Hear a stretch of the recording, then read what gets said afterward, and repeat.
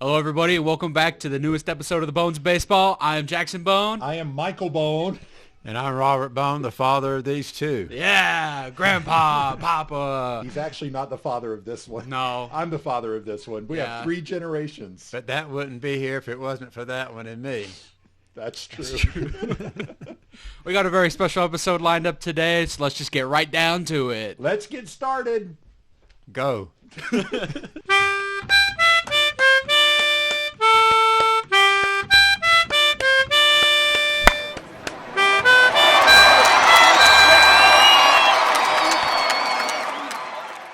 We want to welcome our special visitor, actually the very first visitor that we have ever had on our show on the Bones of Baseball is my dad, Robert Edwin Bone. Papa. I don't know if I should share your full name. That's fine. Now people are going to take that. You want to share your social security number too? And okay, go ahead. Let them all know. I'm sure there's somebody out there that would love to open up a credit card. Me. But I'm a senior, by the way. And yes.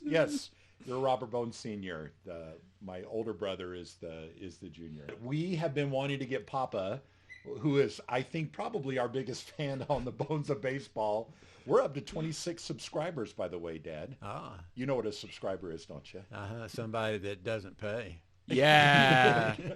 Yeah, he's got it. So we're up to 26, but I think Dad is hands down I don't even know can I call you a fan? I'm a fan. Okay. Yeah. Our most loyal In fact, fan. I'm an encourager. Exactly. I keep encouraging you. Yeah. That's right. He did send us text right before we did our last episode last week. He sent us a text and asked when we were going to be posting another one. Otherwise, you never hear from us, do you? No, I don't, thank goodness.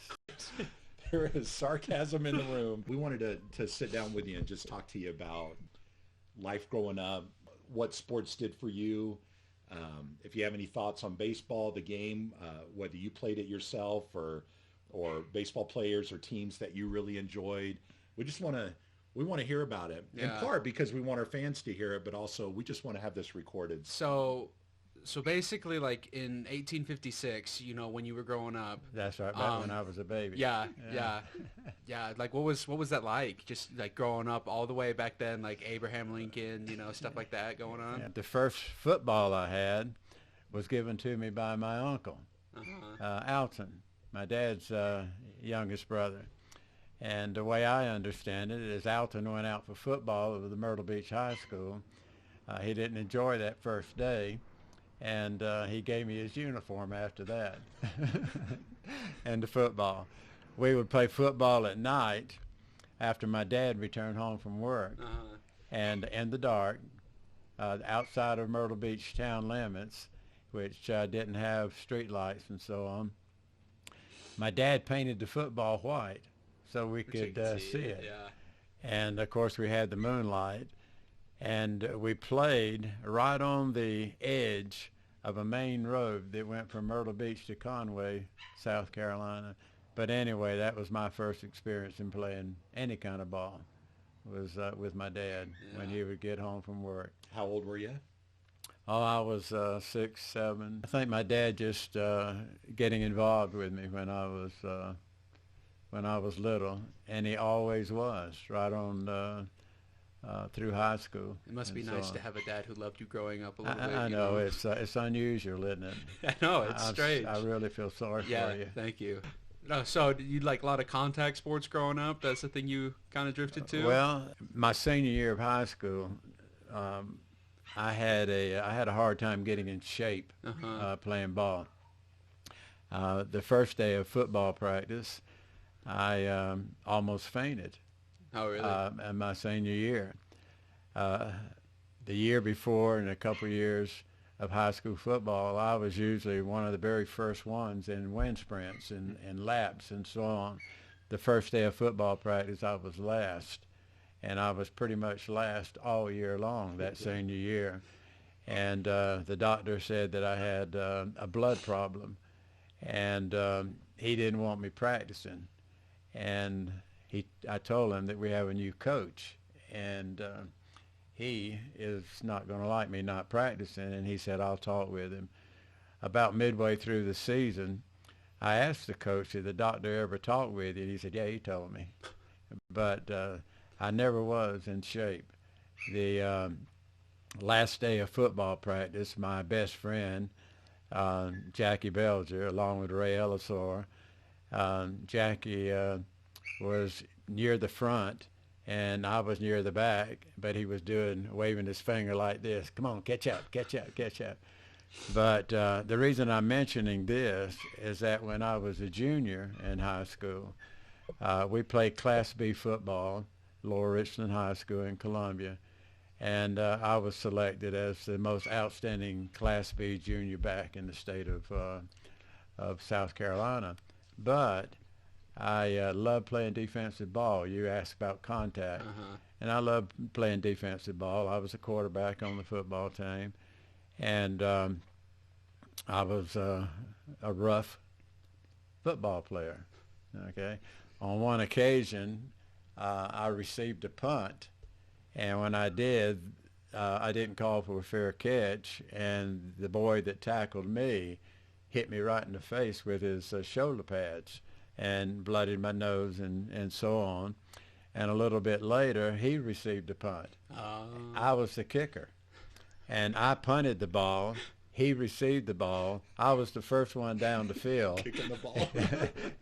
he had a blocker in front of him. I dove over the blocker and slapped him side to face. And when I did, his feet left the ground and his head stayed in my hand, and he hit the ground on his back. And when he did, I could hear the crowd go, woo. The biggest regret that I have is not putting school before football. Oh. I used to sit in classes at school and make up plays. And when I would make up the plays, I wasn't paying attention to anything else. Yeah. My buddies, Jackie and Ray, there were times that we would write excuses for each other to go down to see the coach. And we would go down to the coach. This is our senior year. We would go down to the coach and get his car keys and go play golf. And as long as we were back in time for football practice. So I blame part of this, my educational problems, on my coach. And because he didn't really care as long as he won games. We thought we were going to have a real good football team our senior year. We had a new coach. We loved our first coach, Moose Colley, Bob Colley. He was a receiver for the University of South Carolina. And but he passed away a few years ago from pneumonia. But he wasn't there our senior year. But we knew we were going to have a good football team. And we had a new coach. And the new coach right away ran from straight T, meaning that you just hand the ball off and into the line, nothing fancy and whatever. And he told us that we were slow and so on. And we lost the first 3 games we played. And that third game that we played, we didn't really want to play. I think most of the team would like to have quit. And he also used words that we had never heard before as kids. But he had an assistant coach named Bill McGill. And we lost a game, and the coach called for a practice the next day, which was a Saturday morning. And he told us that Coach McGill feels like you're better than I feel like you are. And we're going to run from the split tee. And we didn't lose but one game the rest of the year. And the team that beat us, we beat the team that beat them. And we had a good senior year. But back to any youngster that might be watching this, your school work is more important than playing football. I would have had to go to junior college in order to qualify to go to South Carolina or any other college. Because of grades? Because of grades. And I could have gone to Citadel, but if I went to Citadel, then I couldn't get married. And I wanted to get married. And so anyway, that happened. But probably for 2 or 3 years after I finished high school, and we would play softball or whatever it might be. I still had that problem of not being able to focus. I had a lot of blurriness in front of my eyes and so on. So if I had played college football, I probably would have had to drop out anyway. But I loved your mama. Yeah, you were talking about your friend Jackie. Is that the Jackie, the one that you stole $5 out of the locker from to take grandma out on a date, right? No, I didn't steal $5. I borrowed $5. Borrowed $5. Yeah. Let's hear that story. Yeah. Well, what happened is that it's kind of interesting because we had a great principal. Calvin Marsh was his name. He was actually the head coach my freshman year. What happened is we moved into the neighborhood that your mother, Olivia, lived in. And I went to school on the first Monday, and Mr. Marsh, the principal and coach, introduced me, took me to my classroom and introduced me to the class himself. Then he told the president of the class, who was Jackie Belger, to introduce me to everyone individually before the day was over. Well, he introduced me to his girlfriend. And when he did, at the end of the week, I was pulling weeds in the yard along with my mother and brother. And I started thinking about Olivia. And I went from a city school to kind of a country school. And in the city, the kids every Friday night would go to the youth center and dance and so on. Mm-hmm. So I called Olivia and asked her if she would like to go, and she said she would. And so we went, and that's when I borrowed $5 from Jackie. Okay. From her boyfriend. Her boyfriend. Now, the interesting thing is that I worked at a Winn-Dixie, a grocery store there, and he worked as a soda hop in a drugstore. And the two businesses were in the same building, connected to each other. And during the lunch break, I went over to see Jackie, and I said, Jackie, would you give me a glass of water?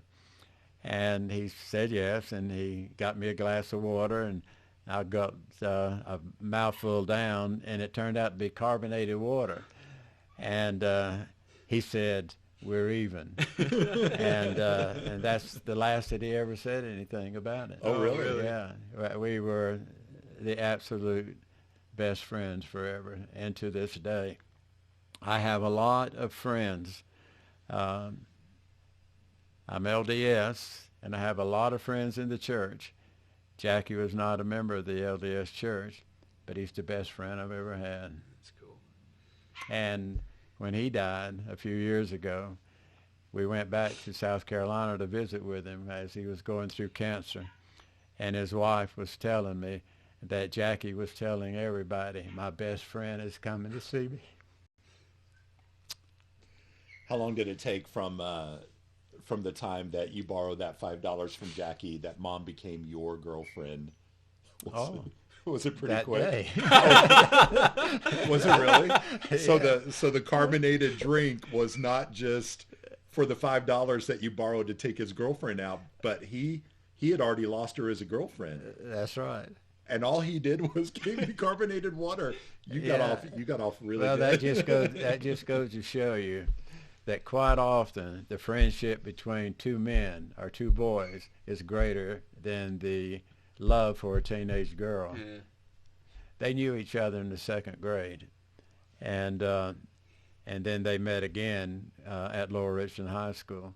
Over the years, Olivia said once or twice, she said, I could have married a millionaire. He did go on to become a millionaire. Oh, did he? Oh, really? Yeah. He worked with a company called Shakespeare. He always was an industrious type boy. When he was in high school, he worked with a grocery store, and he worked in the meat department. And he cut his finger really bad, and it was all taped up in the hand. And I'll never forget, he played football with that bandaged up hand. And I threw the ball over the middle to him. And when I did, he reached up with one hand and caught that ball with that bandage on his head. It's sore. And but he was a good athlete himself. I could kind of hear it in your voice as you were talking about your football coach. Just like you seemed fond of what a great coach he was. And was he impactful to you in that way? I think that one is that you have your father, and your father disciplines you, okay? And as you grow a little bit older into your teenage years, you're not always don't always listen to your father. And fathers, back in my day, when they disciplined you, a spanking was one way of getting disciplined. A football coach or baseball or whoever the coach might be, there's a little difference there. One is that they are a father figure. Another one is they are a coach. And they don't spank you or whatever, although back in my day they would grab you by the mask and shake your head or whatever. And but they demand respect. And if you don't respect them and you don't do what they say, you're off the team. Mm-hmm. And not only that, if you have not disrespected them in a kind of a drastic way, then you're going to have to take laps or whatever. Or you may not be able to play in the game this week. There's that type of discipline. And so not only do you love your coach, you love the sport. And the coach is teaching you that sport. And that sport is teaching you discipline. And I would imagine, as far as sports are concerned, compared to your dad teaching you about life, you learn about as much about life from your coach and from sports as you do from your dad. That's a different kind, but it all leads to the same thing. It will lead to your character one day, okay? One thing about your coach is that he teaches you how to survive under all circumstances, whether you're hurt, whether you're tired, whether it's hot, whatever it might be. They teach you how to survive and keep going and reach your goal. One thing about your dads, to give you an example, as I mentioned, my grades weren't always good. In fact, quite often they weren't. And my grades weren't good on this Thursday. And when we got our report cards, and we had a game on Friday, I was dating your mother. Dad said, you can't date for 6 weeks. The next night, which was the last game of the season, and I was a freshman, and it was the last game of the season, and I had been switched to fullback because I blocked and ran, but I picked up over 100 yards that night. And when I did, and we got in the car and we were on the way home, Dad said, who had already told me I couldn't date for 6 weeks, he said, remind me to give you $5 tomorrow so you can take Olivia out. I mean, that's the kind of discipline there. Your parent disciplines you with a lot of compassion. Your coach may have compassion for you while you're running laps or while you're sitting on the bench or whatever, but at the same time, he can't yield to his feelings. He's got to discipline you. Yep. If not, he's going to mess up the entire football team or baseball or whatever. I know you don't know much at all about the Braves and who's on their team and that right now, but I cannot tell you one major baseball player today. Today? I don't know a single one. The only one that I know, but I don't know his name, is the one that was suspended for life last week or week before life for betting. Oh, the Padres guy. I don't know who he is. I didn't even read the article. I just thought of Pete Rose. Yeah. And the tragedy in his life. So you don't even know who, like, Shohei Ohtani is? No? I don't know any of them. I don't know very many pro football players either. I'm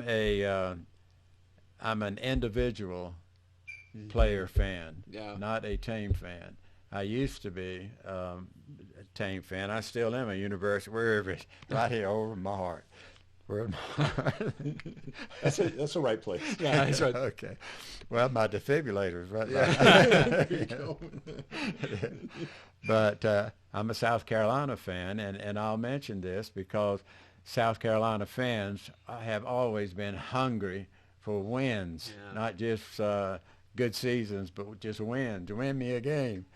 But and then we were lucky enough to get Steve Spurrier for a while, and we lost him. But the fans are loyal. They are very loyal fans, but they didn't have winning teams to root for. And so I've always I moved from South Carolina to Florida, and when I moved to Florida, the Florida fans wanted to know, why are you still rooting for South Carolina? Why not us? They don't win games. We win all the time, and so on. That's back when they had Steve Spurrier. And I told them this. I said, not every baby that comes into this world is a cute baby. Some of those babies are ugly babies. I said, just like South Carolina's an ugly football team. But the mothers love those ugly babies. And we Carolina fans love our ugly football. I assume you were in the South around the time Hank Aaron was playing for the Braves, right? I was, but and I liked Hank Aaron, and I pulled for him, and so on. When I was a boy, the Atlanta Braves were the Boston Braves. Yeah. And the Boston Braves played, and we lived in Myrtle Beach, and the Boston Braves had spring baseball practice in Myrtle Beach. Yeah. And that's where that's where they had it every year. That would have been so nice. Yeah. So cool. And then the Boston Braves, they ended up with Ted Williams, and so on. The Boston Braves became the Milwaukee Braves and became the Atlanta Braves, and tomorrow they'll probably become the Salt Lake City Braves. I'd be for it. I'd be for it. Or something like that. But I haven't paid any attention to amount to anything to Major League Baseball since Dale Murphy left the Braves. Yeah. And I wouldn't have paid a lot of attention to the Braves then if it had not been for Dale Murphy. And of course, I kept up with what Hank Aaron was doing, but not so much with what the Braves were doing or any other team. When I was a boy, the closest Major League Baseball team to South Carolina was the New York Yankees. Wow. And they had the best team ever as far as we were concerned. And they had Mickey Mantle and Yogi Berra, and then they ended up with Roger Maris for about 3 or 4 years. And they were just a success. And the Brooklyn Dodgers. And one reason why the Brooklyn Dodgers were so popular to me was because they were playing the Yankees in the World Series every year. And so you kept up with them to see, are they going to play each other again this year, that type thing. And so that was one reason that I pulled for the Yankees, and others pulled for the Yankees. It's just like football. When I was a boy, pulled for the Washington Redskins because they were the closest team to us. We knew more about them than we did other teams. But as time went on, lost interest in teams and just started pulling for players. My Uncle Alton and I, we wanted to see Roger Staubach play ball. And he was playing for Navy, and they were playing the University of South Carolina and Columbia on a stormy day. And we went to the game, and we sit in the stands getting soaked because we wanted to watch Roger Staubach play ball. And then he went on to play with the Cowboys. And then there were other players that went on to play with the Cowboys that we kept up with. But right now, the quarterback, and I never can remember how to pronounce his name, that plays for Kansas City. Patrick Mahomes. I keep up with him. I kept up with Tom Brady. Yeah. And right now I'm going to be keeping up with Spencer Rattle from the Saints. But I have made this statement many times. I'm a loyal South Carolina player, but if they're on TV and they're playing right across the street, I'm going to watch them on TV. I don't really care. I don't really It care didn't to sound. go. It doesn't sound like you had a lot of opportunities to go and watch like pro sports in your youth. I mean, you had the Boston Braves that would come and play spring ball. Did you even ever go and watch a game from them in Myrtle Beach? I don't recall ever going. I was under 10. We left Myrtle Beach when I was 10, maybe a little shy of 10. I lost a little brother, an automobile accident, and it was about a half a mile away from the house. And in order to go to church, in order to go to town, to go to work, to go to the movie or whatever, we had to pass by that site. And I think that had a lot to do with Mom and Dad moving away from Myrtle Beach and going to a place called Windy Hill. But I was just a boy, and I didn't read newspapers and so on back then. I think I became more interested when we finally got a television, and I was 12 at that time. But no, I think that you couldn't talk about baseball without talking about Mickey Mantle. Yeah. And I became a Mickey Mantle fan, and I became a Yankee fan, and I became familiar with the names and watching all of these ball players on television and so on. But an interesting story, I always wanted to see the Yankees play, and the Yankees came to Columbia. Now, Columbia had a minor league team called the Columbia Reds, which was a minor league team of the Cincinnati Reds. And many of your Cincinnati baseball players came through Columbia before they went to Cincinnati. Well, the Yankees came, and I was dating your mother, and I was so excited about seeing the Yankees. And so it was on a Sunday, and going to a ball game on Sunday wasn't part of our family life.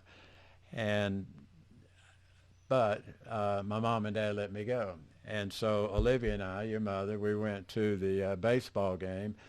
There was Mickey Mantle playing catch with Yogi Berra and so on and so forth, all of that. It was exciting and everything, and your mother was sick.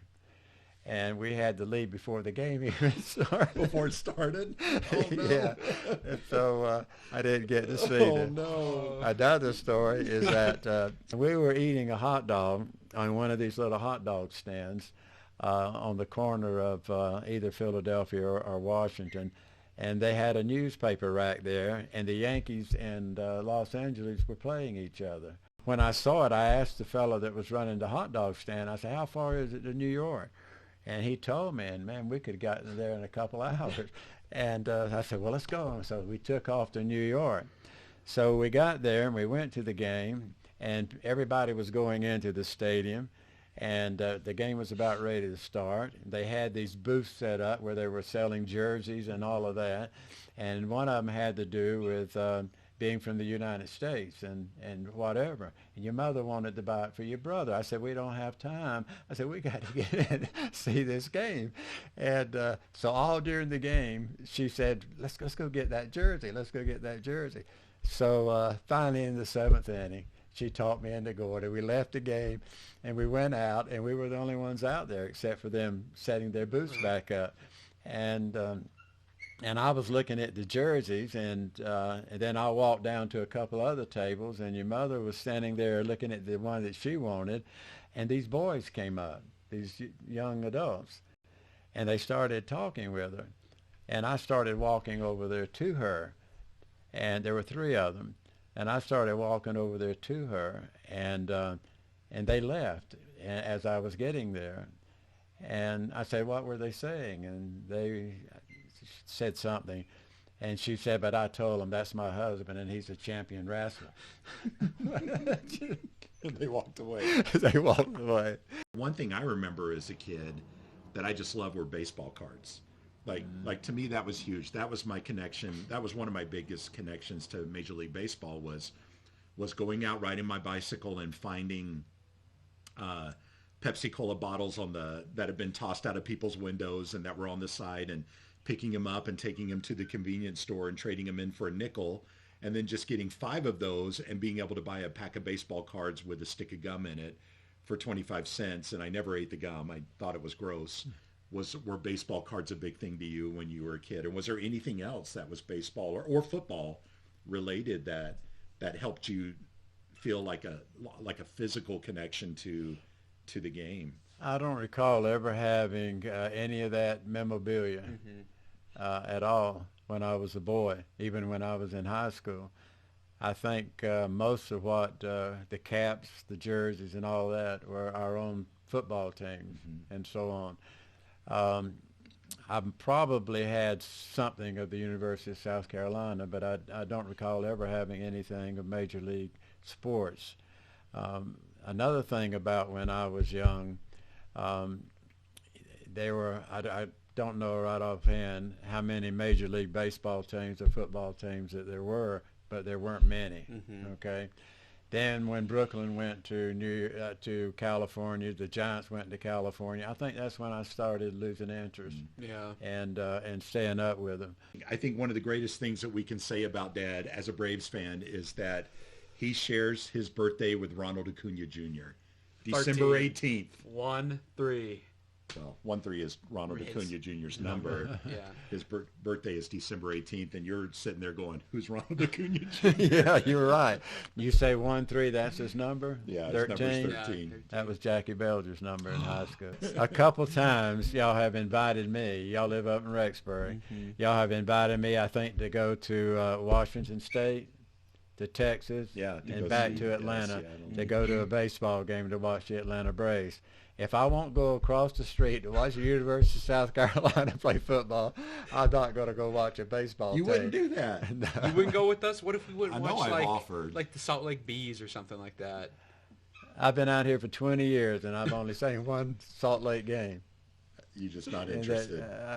I'm just not interested. I've been to a couple of the Ogden minor league baseball games, but those are because I was forced into it, like I've been forced into doing this. Just say you hate us. That's fine. What would Just you say. go out of your door for and across the street to go and do? At your age now, you're 84. What would you go and do? What would get you up and moving? My bishop giving me an It's assignment. going to be religious. Your ecclesiastical leader giving you an assignment. That would get you up to go do something. That's a great answer. Well, thanks, Dad, for joining us. Thanks, It's good to Well, I've be with enjoyed you. it. I didn't expect it to last this long. You did well. I know you were stressed out about not having anything to say or anything. I thought you were going to talk strictly about baseball, and well, we were, but then you just kind of took over. Yeah. So we talked about what did you I wanted. take over? No, you didn't take over. You did really good. well, there were ball players back in in my childhood days that I really liked. And, of course, you know that all the players on the Yankees and so on. Standerman Musial was a great baseball player. He could do just about anything. And let's see, I can't remember who they were playing, but because he could do about everything, the other team started referring to him as, there's the man Musial, and getting up to bat or whatever. And it picked up that nickname and so on. And then Ted Kluszewski, who played first base for Cincinnati, came through Columbia as in the minor leagues. So did Frank Howard. Willie Mays played in Columbia, but he was in the military and played in Columbia from Fort Jackson. But Ted Kluszewski was a big fella. And one of his coaches was asked one time, who are the best top 5 or 10 ball players that you've ever known? And he named them off, but he didn't name off Ted Kluszewski. And the person that was interviewing him said, you didn't mention Ted Kluszewski. And he says, oh, I thought you were talking about humans. That's awesome. All right. Well, thanks everyone for joining us for this episode of the Bones of Baseball. It was good to have Papa with us today, and me and Jackson. 3 generations of Bones here. The bones of baseball. Join us next week when we get back together, Jackson and I, to talk more about all things Atlanta Braves and Major League Baseball. How they stink. I didn't teach him to use that word. You did good. All right, we'll see you guys next week, everybody. guys. See ya.